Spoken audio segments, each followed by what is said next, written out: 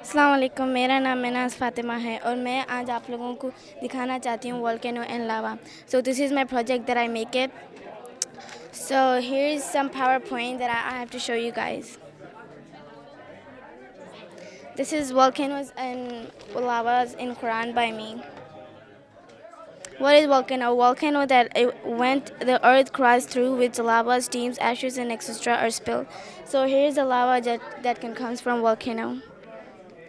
So these are the resources that you can go and search about volcanoes. What are the volcanoes? So here's some ayat and so here's the ayat of volcano wa akhrajatal arzu asqalaha. In translation, it is and the earth grows up, it burns. Surah Zilzalaha, ayat 2299 surah. इमाम जाफ़र सादिक फरमाते हैं कि जो अबू तुराब है और ज़मी तुराब है वो अपने में ही वो इंसान ज़मी अपने हालात बयां कर देती है. Here's some research. Volcanoes are just like mountains, but a volcano has a main vent, a hole where the lava come out. Here's the main vent, the lava comes out. This is the main exit point, opening or outlet in the weak zone where molten magma is released to the surface. After an eruption, the top of it volcano tends to get blows off, having a small depression of the top of it. So, if we had sent down this Quran on the mountains, we could have seen it humbles itself and spill around it in the fears of Allah. We have sitting this example of mankind, so they may take heed. So this is the ayat. This is the ayat of volcano. In the Quran of Allah, more is grateful and more is merciful. What is the earth is shaken in with it, and when its earth shows up, it burns. And man will say, "What is the matter with it?" The day it will declares it information about what happened over the good evil because of your Lord has impressed. So whoever does good equal in the weight of atmosphere or the small ant shall it see, and whoever does it will equal the weight of the atmosphere or small and went shall it see it. So that's like the main when the lava comes out. So and there's a ayat para 30 and ayat 8. So you can see it, and this is a source that you can go and see a lot of things about volcanoes. So yeah, thank you.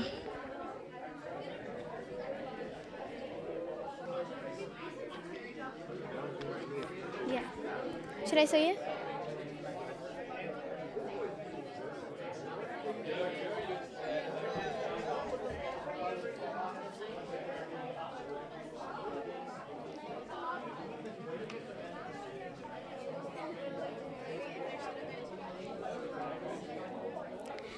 The most vinegar you put, the more volcano that come out.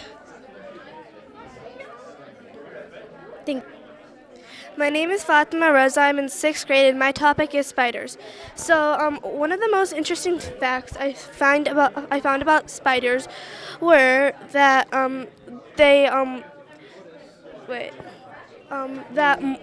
basically all the spiders are found in every continent except for Australia, and it's in Surah. So the Quran Surah is Surah I can't pronounce it that well, but I can't pronounce it, but it's the 29th surah. And the surah is basically talking about Prophet Muhammad leaving Mecca and hid in this cave because his enemies were after trying to kill him. And there was when he hid in the cave, spiders came and basically covered up the whole entrance with spider webs. So when his enemies came, they did not see the spiders. He did not see entrance. They thought it was impossible for him to go in, or else it would be a huge gaping hole, but it wasn't. And basically the most scientific, one of the things I found interesting, I never knew spiders had fangs, because I'm scared of spiders, and then I found out they had stings. So after, like, they have 8 eyes, so like underneath it, below like their mouth, they have fangs like pointing out of their things. That's the weird scientific fact I found about it. And I had a PowerPoint, but recently got deleted. But this is sort of the stuff in the PowerPoint. How to identify a spider. Well, you could identify a spider, like, first of all, you have to make sure it's a spider, because there's a bunch of insects that look like a spider. And you have to make sure the spider has 8 eyes, because if it doesn't have 8 eyes, then it's not a spider. And you also have to make sure the colors of the spider is black, brown, and gray, because those are the only colors a spider could have. And make sure the legs are like bent, sort of like this. Like, if it doesn't have a bent on the leg, then it's not a spider. And for like that's all I can remember in my PowerPoint. But the sources I used were like spiders, spidersbiology.com, and like that. That's it. All right, my name is Moni Raza, and I'm in 6th grade. My project is in foods in Islam. I did honey, olives, figs, and pomegranate. With dates, when Bibi Maryam was in labor and pain, she had to shake the trunk of a date tree because fresh dates would fall off. And Allah said to eat it and drink the water near her so she would feel, better. And for honey, there's a quote for Imam Ali he said, "Be like a bee. A bee eats all the good things. He drops whatever is nice, and if whatever branch he sits on will not break." For figs, there's a quote from Prophet Muhammad who said, if he could choose one fruit that came from heaven, it'd be figs, because figs have no stone in it, and it's pure. Pomegranates, if you drink the juice or eat the actual fruit, it could, prevent many cancers or,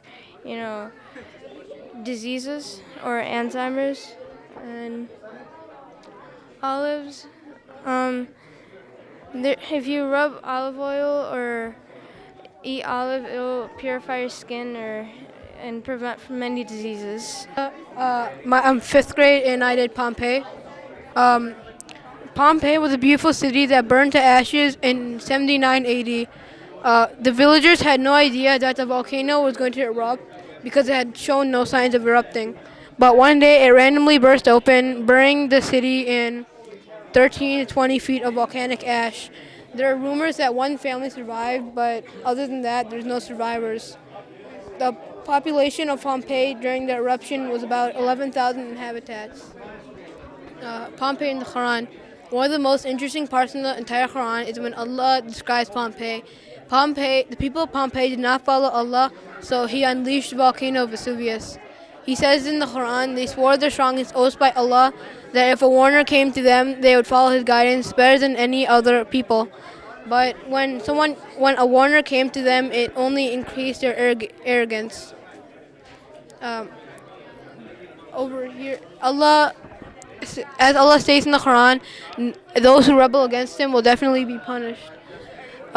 He says in the Quran also, it was no more than a single mighty blast, and behold, they were like ashes, quenched and silent. In the 31st verse of Surah Al-Qamar, the instantaneous annihilation is emphasized, and the destruction of Thamad is recounted. For we sent against them a single mighty blast, and they became like the dry stubble used by one who pens cattle.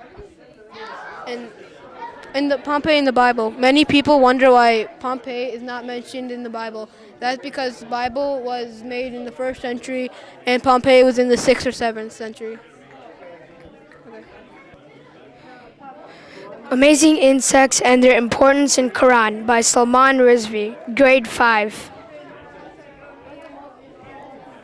Intro. Animals are mentioned in the Quran many, many times. Here are some of them, and I will give you more info onwards. Please enjoy. I will be doing the bee, the ant, and the spider. The bee. Then eat all the fruits and follow the ways of your Lord made easy. Here there comes forth from their bellies a drink of varying color, wherein is healing for men. Verily, in this is indeed a sign for people who think. Surah An-Nahl 1669. Allah inspired the bees to go to the mountains and trees, but some beehives are not natural but made by men. The experts on honey say that the best honey is one from the mountains, then that from trees, and then from man-made hives. The spider. The likeness of those who take Aliyah, the protectors and helpers, other than Allah, is as the likeness of a spider, who builds for itself a house, but verily the fairest of houses is a spider's house. If they but knew. Allah, Surah An-Kabut 29:41. Allah compared the deeds of the kuffar to the house of the spiders, because they perform deeds thinking they will meet them in the hereafter, only to go and find nothing. Likewise, the spider makes her house, but the house is so weak. The ants. Till then they came to the valley of the ants. One of the ants said, O ants, enter your dwellings. Let Suleiman and his host crush you while they perceive not. Surah Al-Naml 27:18. Ants communicate with each other using pheromones, sounds, and touch. The use of pheromones as chemical signals is more developed in ants, such as the red harvester ant, than in other hymenopteran groups. Like other insects, ants perceive smell with their long, thin, and mobile antennas. Fun facts. This ayah has something interesting. Spiders. Allah compared the deeds of the kuffar to the house of spider.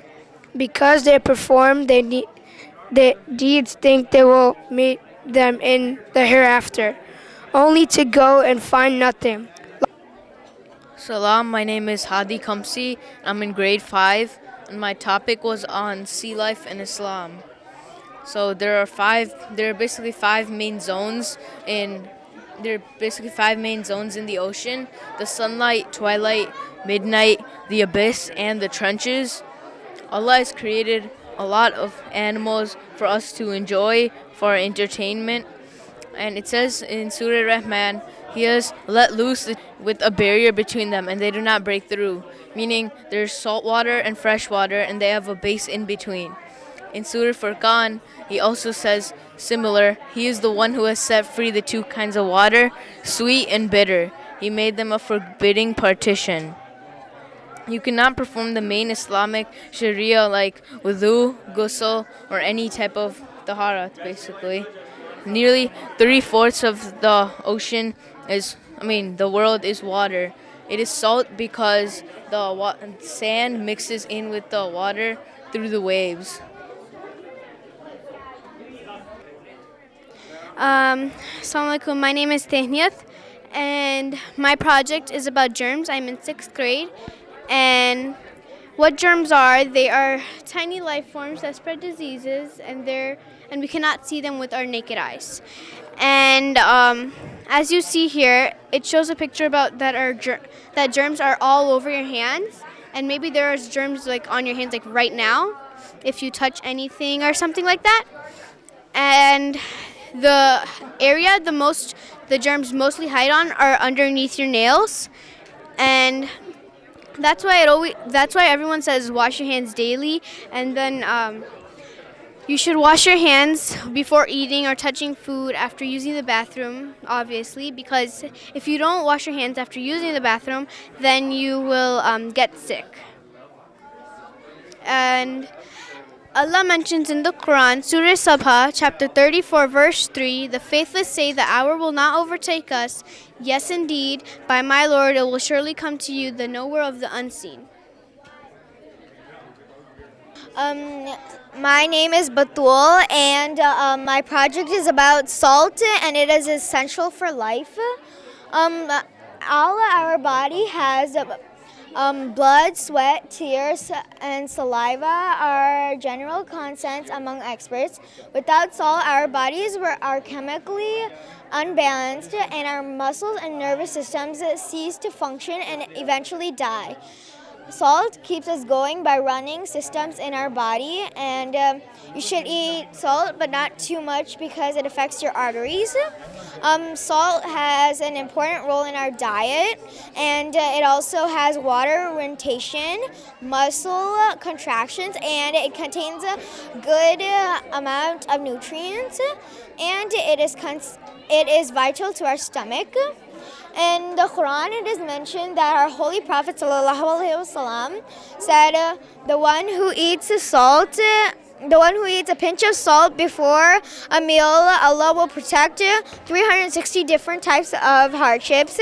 And Imam Bakr ﷺ has said that salt is a cure for 70 diseases, and if people will come to know the advantages of salt, everyone will use only salt as one cure. Imam Raza alayhi salam has said salt is a cure for ailment, and one of which is leprosy. Prophet Imam Jafar as-Sadiq has said that salt and water has come in Bibi Fatima's mahal, and Imam Ali used to eat salt and hard bread for his daily meals. And salt there's an ayah in Quran from Surah Furqan, and it says, وَهُوَ الَّذِي مَرَجَانَ الْبَحَارِينَ. And that means that I'm the one who has separated salt from bitter and sweet, and there are two lakes that have been separated, and they haven't been like joining, but they're right by each other. And there are mines of salt from all around the world that show that explain what salt does, and gives the salt to each continent and country in there, and it is spread throughout the world, and salt also helps our body, and it also when you're bike riding and exercising, sweat comes, and which is one form of salt in your body. And it helps our bodies function and our nervous system. And if our nervous system and our arteries are damaged, they will cause disruption to our body. And salt is the most recommended cure. Assalamu alaikum. My name is Kulsum Razvi, and my project is on parasitology. So first thing that many people would want to learn is, what is parasitism? Parasitism is the relationship between two creatures where one is being harmed and the other one is benefiting from this. So the one being harmed is the host. It's the creature that's being attacked by the parasite. And the parasite is obviously the creature that's harming the host.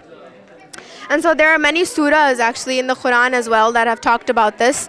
It talks about different insects, and insects as a way spread parasites, because parasites will sit on the insect, and the insect can go sit on a fruit or a vegetable, and if the human doesn't wash the fruit or the vegetable, he can get infected by this type of parasite. And there's actually a whole chart here, talks about how when a human eats a type of fruit, this is Entamoeba histolytica. When the human eats the fruit, it will infect the intestine, the liver, the lungs, and the brain. And also something interesting that I learned was mother's milk actually itself has anti-parasitic effects, because there's so many WBCs in it, it makes the child immune from parasites. And in conclusion, I'd just like to say that, there's so many ways that parasites can be transmitted to a human, through pigs. Of course, us Muslims, we don't eat pigs, which is a very good thing. Imam Jafar Sadiq himself said, "Pika is completely prohibited, like eating pork. And whoever dies from this, I will not pray for them. तो वो उनके लिए दुआएं नहीं करेंगे." So I think that's pretty significant. If Imam said he's not going to pray for you if you eat pig, I think that's very significant. And to conclude, I'd just like to say, Quran says so much stuff about this. Actually, scientists are researching about this right now. Simply learning and listening to Islamic teachings, I think, can help public health in a very significant way. So I think that's very important to listen to Quran and, of course, research as well. Thank you. Oh, sorry. Hi, my name is Amar. My topic is how the universe was created in 6 days. As you can see, there is a lot of facts, and I'm just going to shorten it to 5.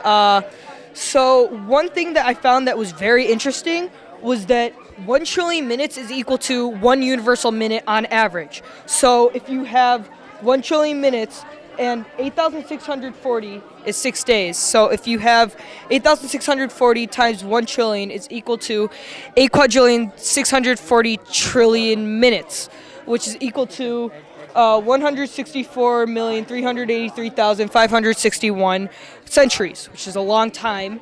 And I think that's enough time to create a universe which is still expanding today, and there's still new things. What's some more stuff? Some Quranic ayats on it is, "Indeed your Lord is Allah, who created the heavens and the earth in 6 days, and then established himself above on the throne." As you can see, it says 6 days. Yeah, I don't know what to say. My name is Fatima. I am from special class. My project is on effects of environment pollution on human. One ayat is here, and it says that no human has a right to pollute the environment. And there is ishad of Prophet Muhammad and Jafar Sadiq that it is must for every Muslims to plant trees. According to my scientific research, it says that the factories which emit smoke, it gases like acidic gases, sulfur dioxide, nitrogen gases, which released into the atmosphere, and these gases carried by wind. These gases dissolve in rainwater to form acid rain. These acid rain kills plant life, pollutes river and streams, and erodes stonework. Now I have an experiment. Like if I put this spoon on the flame of the candle, it turns black. It shows that it contains black particles. Like this is produced by vehicles and cars which emit the smoke. That smoke contains black particles. If we breathe this harmful smoke, harmful air, we will be affected by diseases like asthma, cancer, amoebiasis, etc. At last, I would conclude that according to the Quran, it is the duty of every human to take preventive steps to stop pollution and save others' life, because everyone's life is very precious, so try to save it. That's all. Thank you.